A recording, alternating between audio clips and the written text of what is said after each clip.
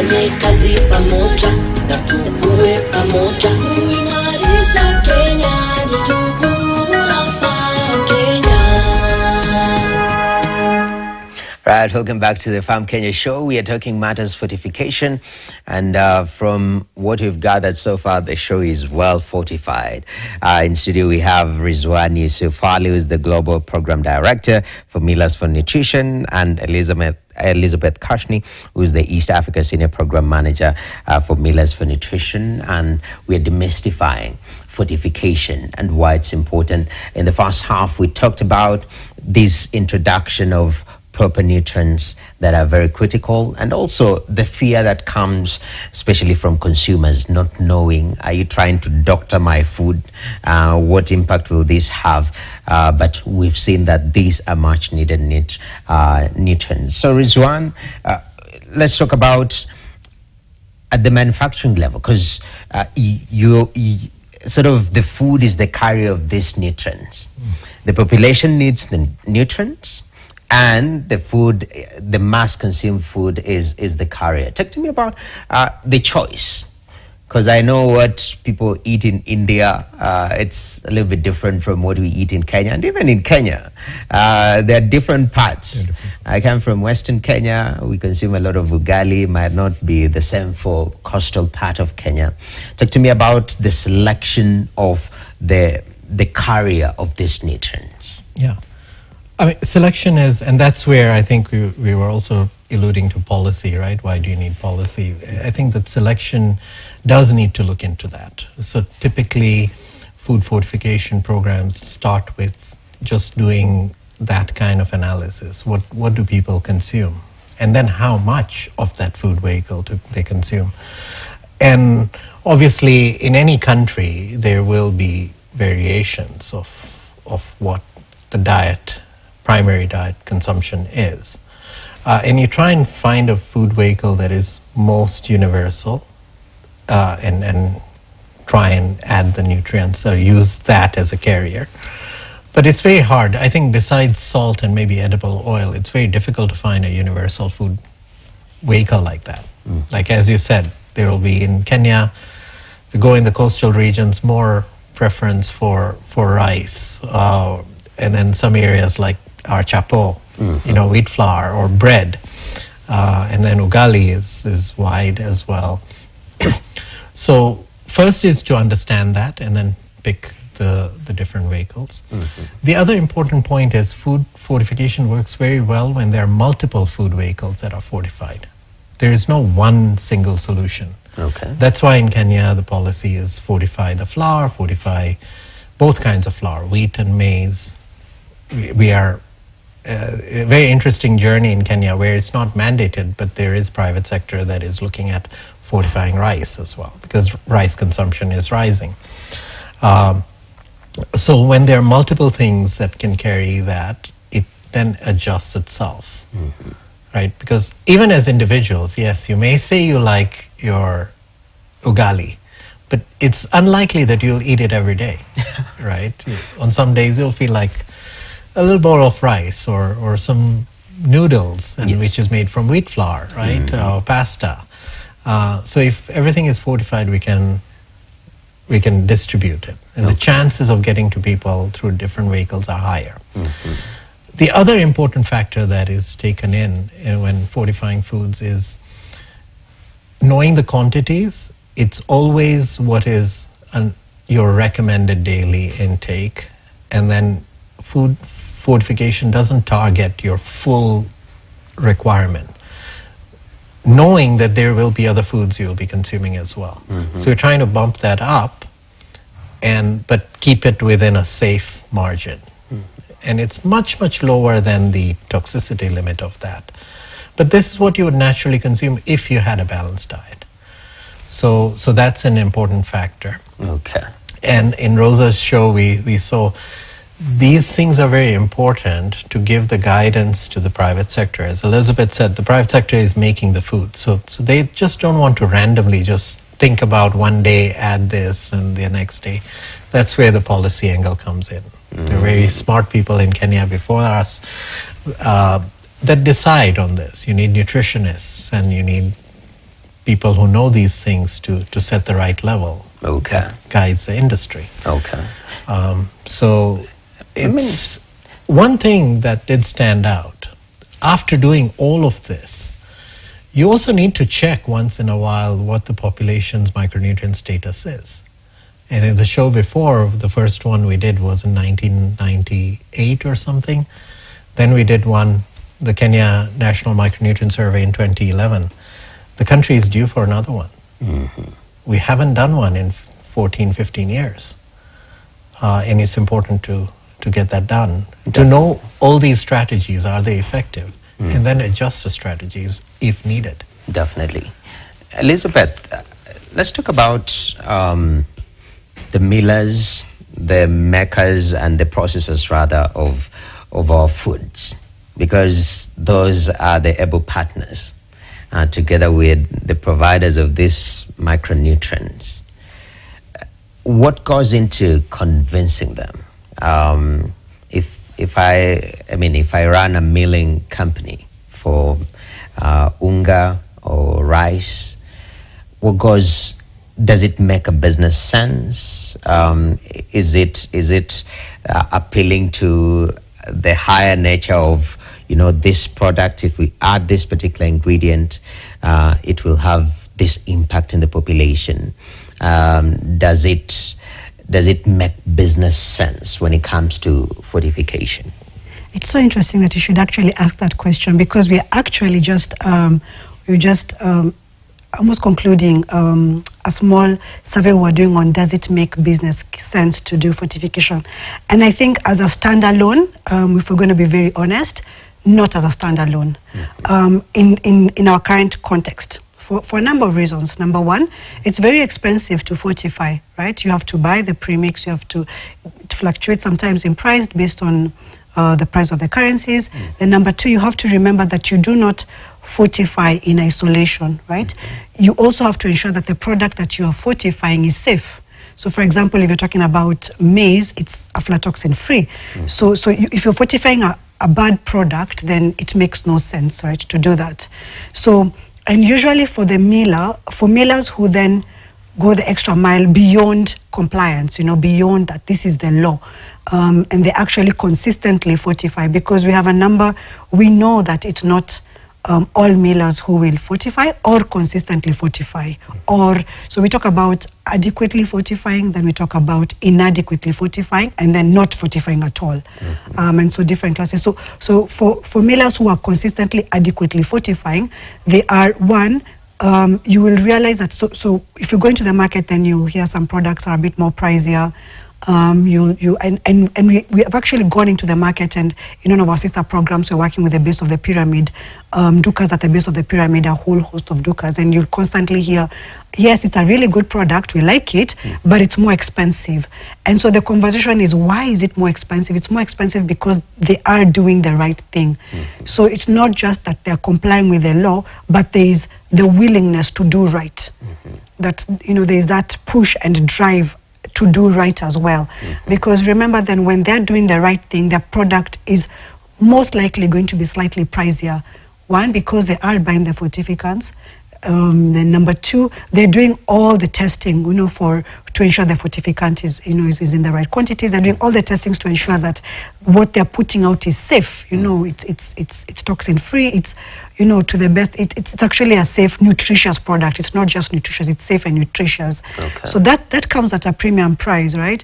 And so the conversations that we're beginning to have is the consumer needs to understand that the little premium price of maybe 5 shillings or sometimes even 2 to 3 shillings on top is a cost to your health, right? So we sit with the duka owners. I sat with a number of duka owners about 3 weeks ago, and they were talking about, and I just walked into a conversation that they were having on kidney failure, and they're talking about cancer and these kinds of things, and we're talking about, sometimes the things that we put into our bodies are, they're doing that to us. And so if you know of a miller who's doing the right thing, it's not just good for you as a duka owner, because the duka owner eats what they stock, right? So they're not just putting out and they're also eating that. So yes, that's what we're trying to talk about. It's about doing good and then making the case from actually from actually doing good, and also programs like ours that kind of then build into other areas that say, okay, maybe then we can help you, work into getting a better market.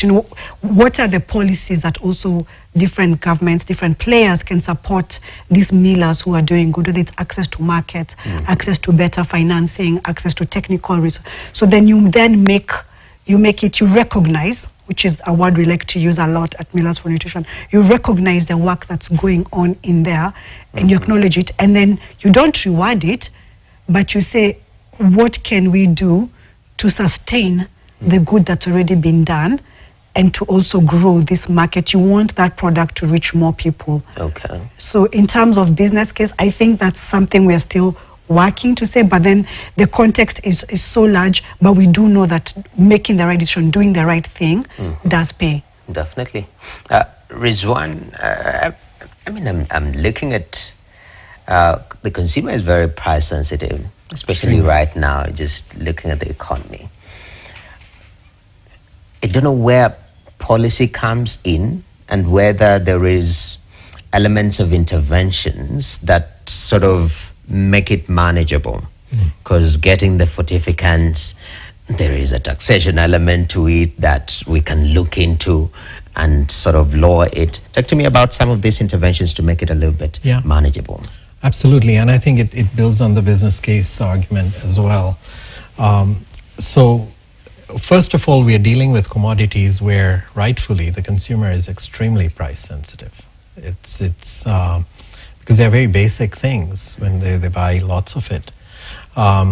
So just building on Elizabeth's, we look at what would incentivize the manufacturer to put out fortified foods in an environment where even a marginal price increase can be challenging. So there are several layers. First, okay, mandate helps. So it's the law. So if everybody were to follow the law, then maybe the price would go up. There would not be, if it was completely level and regulated, then there would not be any competitive advantage or disadvantage for somebody to fortify or to not fortify. But we know that that's challenging, right? Application of the law, implementation of the law in markets where a regulator also rightfully cannot be at every factory, every bag of food. So that's one. But then we started thinking in our program, what else could incentivize that? So the other thing we look at is recognition. If somebody is doing really well, give them a recognition that you're doing well. We target the emotional part of millers because millers are also consumers. They're people with families as well. They're people and they make the right decision. Some respond to that. They say, if it's doing such a great public health, we are willing to take this step forward. And then we look at market linkages. So say, if you are fortifying a product, let's create better market linkages, which could be a direct business incentive. And then the other thing which we, over the last 6 to 7 years, we've done a lot with the millers, is look at the entire process and say, all right, where else can there be efficiency to offset the cost of fortification? It is a small cost, but it's still significant.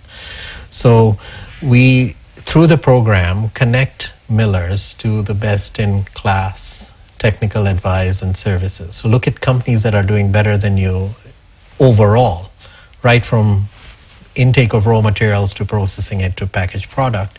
Where can there be efficiencies? And can that offset the cost of putting value in nutrient back in?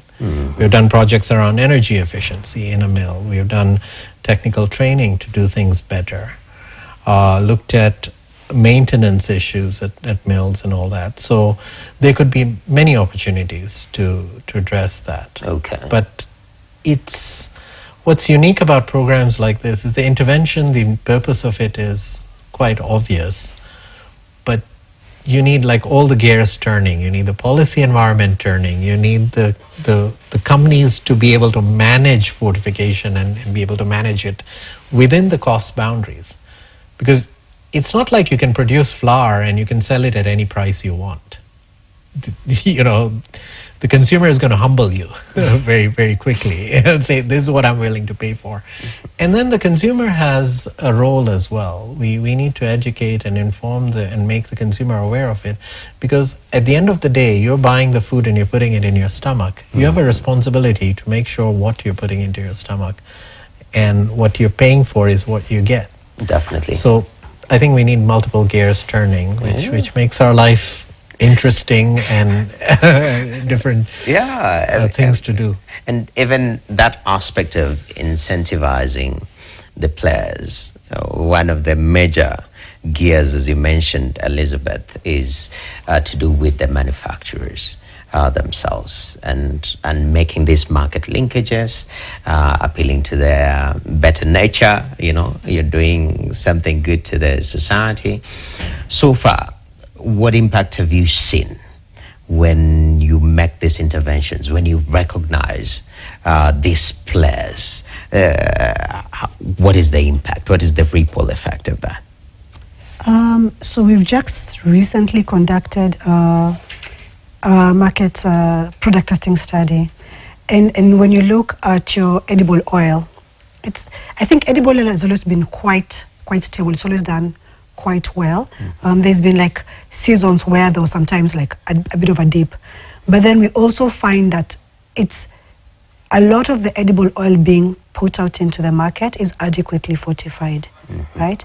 We know that there's going to be a sooner change in the premix and in certain vitamins that will be taken out, and so of course the market has gone ahead and kind of adjusted that for themselves. It's how the market works. You cannot fight the market, but we're finding in the other micronutrients that those are still doing well, that those are still stable. So we do, I think, we've now over this past year done product testing almost every 3 months, and we do a lot of also ad hoc ones. But we also find that we've worked with millers who have changed from, we would call, non-conforming premixes. So they've changed to a premix that's then sufficient. It's a good premix. So the premix is the fortificant itself. So we're working with millers and we are seeing them make the change, right? And through initiatives like the KMFI. So just very recently we had the Kenya Kenya Millers Fortification Index Awards, and we had a number of calls from millers who asked, why did I, what happened? Everybody wants to shine, everybody wants to be number one, right? Everybody wants to they want to be recognized for the work that they're putting in. And they'll call and say, what happened here? And we'll say, let's come in and talk. It's this aspect or it's the other aspect. So there's that willingness of the millers to also to do good, right? They want to know why didn't I get 100? Because the standard is actually very high. It's so you have many millers in the ranges of 85% and upwards. It's very, very high standard. So if you have a miller who's at 92 and they're asking, what can I do to get to 100? Yes. So this is not a miller who's asking, what can I do from 10% to get to to 30. They're asking from 92 to so they're actually willing, and we've gotten a lot of those calls.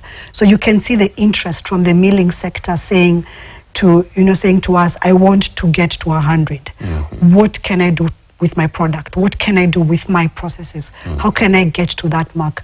And honestly, like for them to get there, it means they have to spend a little bit more, right? They have to invest a little bit more, whether it's in terms of resources, in terms of human capital, or in terms of better machinery, or just innovation and technology. It's pushing them to be better. Okay. And that comes at a bit of a cost. So it's something to celebrate. It's something worth celebrating as well. Definitely. And as we come to the tail end of this conversation, Rizwan, I know the vision for Millers for Nutrition aims to reach 1 billion people by 2026 with adequately fortified flour, rice, and edible oil. This is globally. Locally, what targets are we hoping to hit so that we can hold you accountable the next time we have this conversation?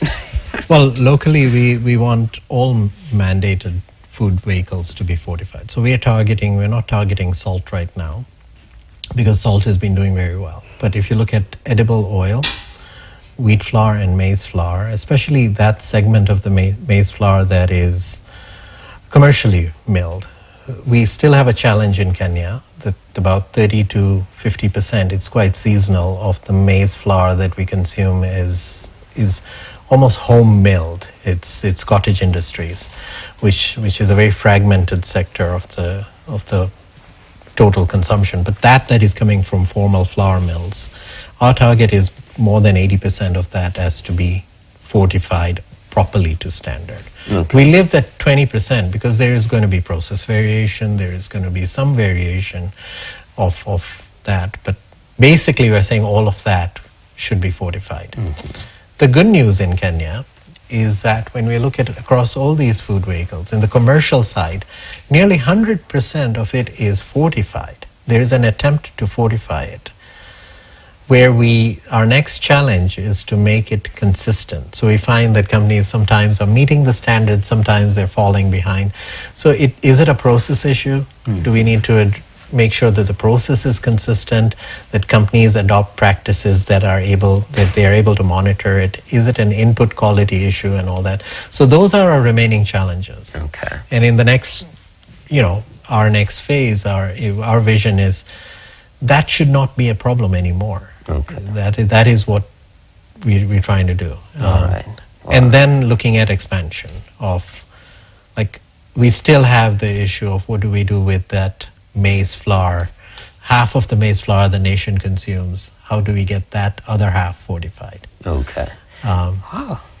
Quite ambitious goals right there. But I'm glad that you guys are putting in the effort. You are incentivizing the right cogwheels to be able to make this. And I think even to demystify the whole process and make it very understandable to the consumer, such conversations are very critical, and we need to have them more often. I know our country loves politics, but fortification is a better conversation, I think. But our time is up. I really appreciate you guys, Rizwan, Elizabeth. Thank you for representing and helping us understand fortification, what is being done to make sure that people are getting the requisite nutrients that are proper for human developments in this country of ours and globally. So I really appreciate. All right. Thank you, Noah. Thank you very much. Rizwan Yusuf Ali, Global Programs Director, and also Elizabeth Kashni, East Africa Senior Programs Manager, Millers for Nutrition. They say that it's possible. It's making sure that the different cogwheels are turning and we are working together. And the end goal is for you, the consumer, to get these nutrients. Okay?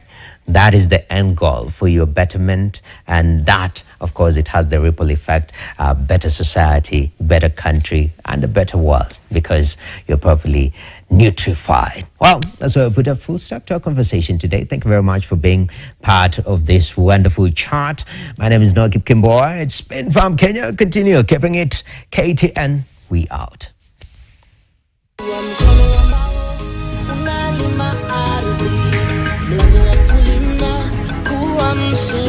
Kuwa na uhakika sasa, kukulea mustakabali wa baadaye. Tufanye kazi pamoja na tukue pamoja.